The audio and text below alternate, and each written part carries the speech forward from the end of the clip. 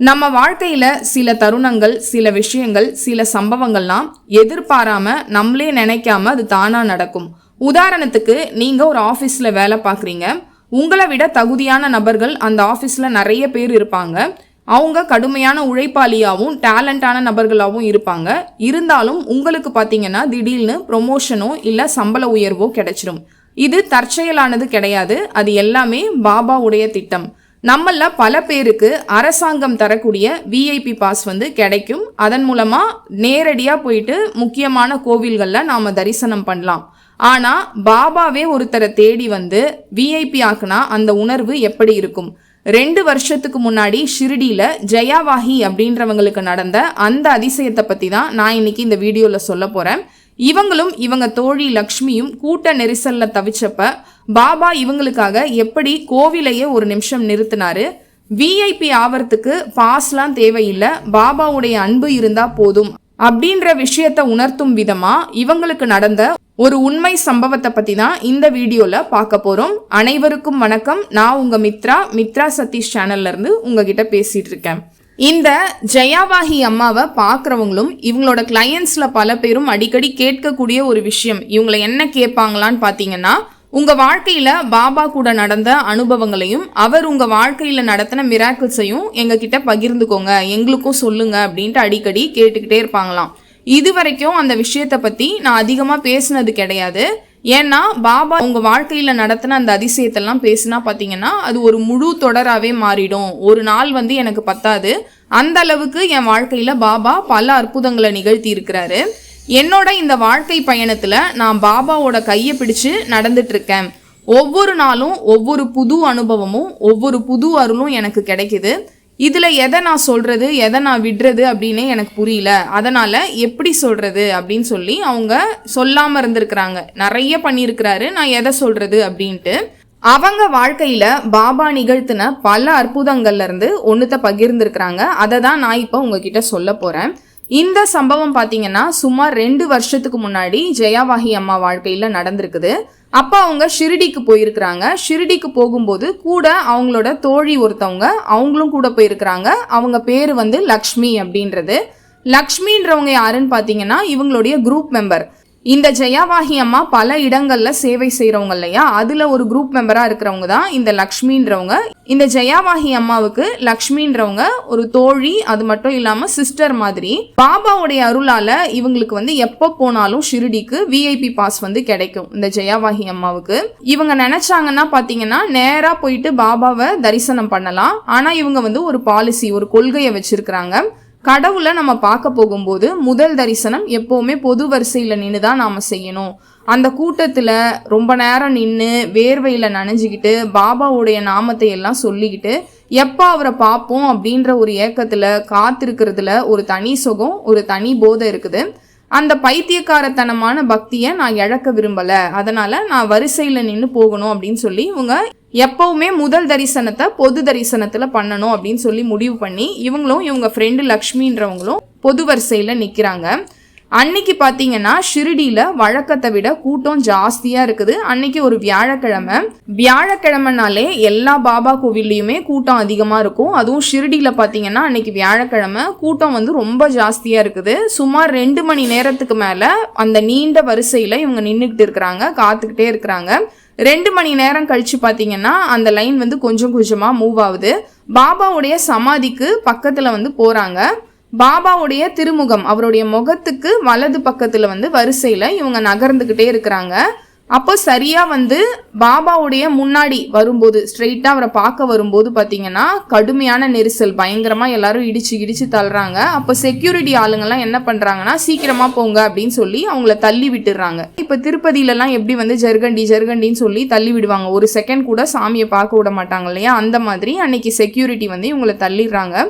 அந்த மாதிரி செக்யூரிட்டிங்க தள்ளின உடனே ஒரு நிமிஷம் இவங்க மனசுல என்ன நினைக்கிறாங்கன்னா, நாம ஏன் விஐபி பாஸ் எடுக்கல, இவ்வளவு நேரம் காத்திருந்தோம், பாபாவை ஒரு செகண்ட் கூட நல்லா நம்மளால பார்க்க முடியாம இப்படி வெளியே தள்ளிட்டாங்களே அப்படின்னு சொல்லி மனசுலயே ரொம்ப நினைச்சு வருத்தப்படுறாங்க. அவங்க கண்கள்ல கண்ணீரும் வருது. பாபாவை அப்படியே வணங்கிட்டு கூட்ட நெரிசல் இருக்கிறதால அவங்கள அப்படியே பின்னாடி போக சொல்லிடுறாங்க. அப்படியே பின்னாடி போங்க அப்படின்னு சொல்லி பின்னாடி லாஸ்ட்டுக்கு போயிடுறாங்க. இவங்களும் இவங்க ஃப்ரெண்டு லக்ஷ்மியும் பார்த்தீங்கன்னா பாபாவுடைய சிலையிலேருந்து ரொம்ப தூரத்தில், அதாவது லாஸ்ட் இருக்கும் இல்லையா, லைனோட லாஸ்ட், அந்த மாதிரி பின்னால் நின்றுட்டு பார்த்துட்டு இருக்காங்க பாபாவை. அப்போ திடீர்னு அங்கே ஒரு அதிசயம் நடக்குது. திடீர்னு பார்த்தீங்கன்னா முழு கோயிலும் அங்கே இருக்கக்கூடிய எல்லா பக்தர்களும், ஆயிரக்கணக்கான பேர் இருக்காங்க இல்லையா, அவங்க எல்லாருமே ஒரே திசையை நோக்கி திரும்பி பார்க்குறாங்க. எல்லாருமே ஒரே டைரக்ஷனில் பார்க்குறாங்க. யாரோ ஒரு முக்கியமான நபர் விஐபி வராரு போல அப்படின்ட்டு ஜெயாவாகி அம்மாவும் அவங்க ஃப்ரெண்டு லக்ஷ்மியும் நினைக்கிறாங்க. ஆனால் அங்கே நடந்தது வேற. என்னன்னா, சமாதி மேலே நின்றுட்டு இருந்த அந்த பூசாரி இருக்கார் இல்லையா, அவர் கூட்டத்தை பார்த்து யாரையோ சைகை காமிச்சு கூப்பிடுறாரு, இங்கே வாங்க அப்படின்னு சொல்லி சைகை காமிச்சு கூப்பிடுறாரு. இந்த ஜெயாவாகி அம்மாவும் அவர் யாரை இந்த மாதிரி கூப்பிட்டுட்டு இருக்காரு அப்படின்னு சொல்லி தேடுறாங்க. அப்போ அவங்க ஃப்ரெண்டு லக்ஷ்மி என்ன சொல்றாங்கன்னா, மெதுவா, அக்கா அவர் உங்களை தான் கூப்பிடுறாரு அப்படின்னு நினைக்கிறேன் அப்படின்னு சொல்லிட்டு சொல்றாங்க. இந்த ஜெயாவாகி அம்மாவுக்கு பயங்கரமா ஷாக் ஆகுது. எனக்கும் அவருக்கும் சம்பந்தமே இல்லையா, அவர் ஏன் என்ன கூப்பிட போறாரு அப்படின்னு சொல்லிட்டு இவங்க நம்ப மறுக்கிறாங்க. சுமார் ஒரு 2 நிமிஷம் பார்த்தீங்கன்னா அந்த முழு கோவிலும் ஸ்தம்பிச்சு நின்னா மாதிரி நின்று வரிசையில் நின்றுட்டு இருந்தவங்க, அங்கேருந்து செக்யூரிட்டிங்கன்ட்டு எல்லாருமே யார் அந்த நபர் அப்படின்னு சொல்லி தேடுறாங்க. கடைசியில் பார்த்தா இவங்க தான் அந்த விஐபி. இந்த ஜெயாவாகி அம்மா தயக்கத்தோட அந்த பூசாரியை பார்த்து என்ன கேட்குறாங்களான்னா, என்னதான் நீங்கள் கூப்பிடுறீங்களா, சைகை செஞ்சீங்களா அப்படின்னு சொல்லி கேட்குறாங்க. அவர் முகத்தில் ஒரு பெரிய புன்னகையோட கையெடுத்து கும்பிட்டுட்டு வாங்க அப்படின்னு சொல்லி ஜெயாவாகி அம்மாவை கூப்பிடுறாரு. கொஞ்ச நேரத்துக்கு முன்னாடி இவங்களை தள்ளிவிட்ட அதே செக்யூரிட்டிங்கெல்லாம் பார்த்தீங்கன்னா இப்போ அவங்களுக்காக ஒரு வழியை ஏற்படுத்தி கூட்டத்தெல்லாம் விலக்கி அவங்கள முன்னாடி கூட்டிகிட்டு போகிறாங்க பாபா கிட்ட. அங்கே போய் பாபாவுடைய சமாதி முன்னாடி நிற்கிறாங்க. பூசாரி அவங்க கையில் இருந்த பிரசாதம், பூக்கள் எல்லாத்தையும் வாங்கி பாபாவுடைய பாதத்தில் வைக்கிறாரு. இவங்க ரொம்ப குழம்பி போய் இருக்கிறாங்க. இவர் ஏன் திடீர்னு நம்மளை கூப்பிட்டு இந்த மாதிரி நிற்க வச்சிருக்கிறாரு அப்படின்னு சொல்லி அந்த குழப்பத்திலேயே அவங்க நின்றுக்கிட்டு பாபாவை ரொம்ப நேரம் தரிசனம் பண்ணுறாங்க. அவங்களுக்கு பயங்கரமாக அழையும் வருது. பாபாவுடைய வஸ்திரம், அவர் மேலே போட்டிருப்பாங்க இல்லையா சமாதி மேலே, அந்த வஸ்திரம், பிரசாதம், அவருடைய மாலை எல்லாத்தையும் கொடுத்து அந்த பூசாரி என்ன சொல்கிறாரான்னு பார்த்தீங்கன்னா, நிதானமாக இங்கேயே நின்று நீங்கள் தரிசனம் செய்யுங்க, உங்களுக்கு எப்போ தோணுதோ அப்போ நீங்கள் போங்க அப்படின்ட்டு அவர் சொல்லியிருக்கிறாரு. அங்கே நின்றுக்கிட்டு ரொம்ப நேரமாக அந்த ஜெயாவாகி அம்மா அழுதுகிட்டே பாபாவை தரிசனம் பண்ணிட்டு அங்கேருந்து வெளியே வராங்க.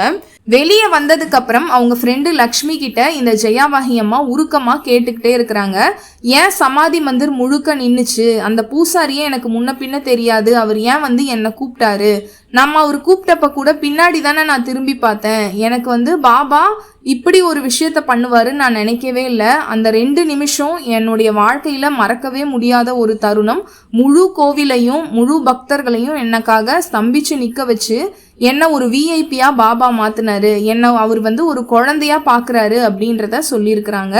இந்த உலகத்தில் இருக்கக்கூடிய மனுஷங்க எல்லாரும் நம்மளுடைய பட்டம், பதவி, படிப்பு, அழகு, திறமை, பணம் இதை வச்சு நம்மளுக்கு விஐபி அந்தஸ்தை கொடுப்பாங்க. அதன் மூலமாக நம்மளை பெரிய ஆள் அப்படின்னு நாம் சொல்லிக்கலாம். ஆனால் அதில் எந்த அர்த்தமுமே இல்லை.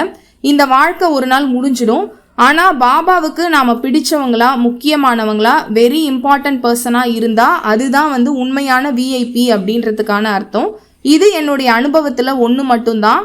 இன்னும் இது போல் நிறைய அனுபவங்கள் என் வாழ்க்கையில் நடந்திருக்குது அப்படின்றத ஜெயாவாகி அம்மா சொல்லியிருக்கிறாங்க. நாம் செய்ய வேண்டியது ஒன்றே ஒன்று மட்டும்தான், அனைத்தையும் விட்டுட்டு இறைவனை நேசிக்கிறது மட்டும்தான் நாம் செய்ய வேண்டியது. அவருடைய அன்பு கிடைச்சிட்டா நம்மளுக்கு மற்ற எதுவுமே தேவையில்லை. நாம் விஐபி ஆகணும் அப்படின்னா பாபாவுக்கு பிரியமானவர்களாக நாம் முதல்ல மாறணும். அப்படி நம்ம மாறிட்டோம்னா நம்ம வாழ்க்கையும் அழகான ஒரு நதி போல நிச்சயமாக ஓடிக்கிட்டே இருக்கும். அருளோடும் அன்போடும் அமைதியோடையும் நம்ம வாழ்க்கை அழகா போய்கிட்டே இருக்கும் அப்படின்றத சொல்லியிருக்கிறாங்க. அன்னைக்கு நடந்த இந்த சம்பவத்தின் மூலமா நான் ஒரு விஷயத்த நல்லா புரிஞ்சுக்கிட்டேன். விஐபி ஆவறதுக்கு அரசாங்கம் தரக்கூடிய பாஸ் தேவையில்லை, யாருடைய சிபாரிசும் தேவையில்லை, பாபாவுடைய அன்பு இருந்தா போதும். அவர் நம்ம நேசிச்சா அவரே நமக்கான வழியை உருவாக்குவாரு அப்படின்றத நான் நல்லா புரிஞ்சுக்கிட்டேன். நான் வரிசையில் நின்று அவரை பார்க்கணும் அப்படின்ட்டு ஆசைப்பட்ட அந்த உண்மையான அன்புக்காக அவர் கொடுத்த பரிசு தான் இது. உலகத்தில் இருக்கிற எல்லாருக்குமே ஒரு ஆசை என்னன்னாக்கா, நம்மளை நிறைய பேர் புகழணும், பாராட்டணும், நம்ம ஒரு பெரிய விஐபி ஆகணும் அப்படின்ற ஆசை எல்லாருக்குமே இருக்கும். நம்மளை மற்றவங்க புகழ்றதை விட அந்த பரம்பொருள், அந்த இறைவன் நம்மளை முக்கியமானவர், வெரி இம்பார்ட்டன்ட் பர்சன் அவங்க நினச்சிட்டாங்கன்னா அதை விட பெரிய பாக்கியம் எதுவுமே கிடையாது. அவர் இன்னைக்கும் நம்ம மேல அந்த அன்பை வந்து பொழிஞ்சுக்கிட்டே இருக்கிறாரு. நாமும் அவருக்கு பிடிச்ச மாதிரி மாறினா நம்ம வாழ்க்கையும் நிச்சயமா கரையேறும், நம்மளையும் பாபா விஐபி ஆக்குவாரு அப்படின்றத சொல்லி இந்த ஜெயாவாகி அம்மா அவங்களுக்கு நடந்த ஒரு உண்மை சம்பவத்தை இதுல சொல்லி இருக்கிறாங்க.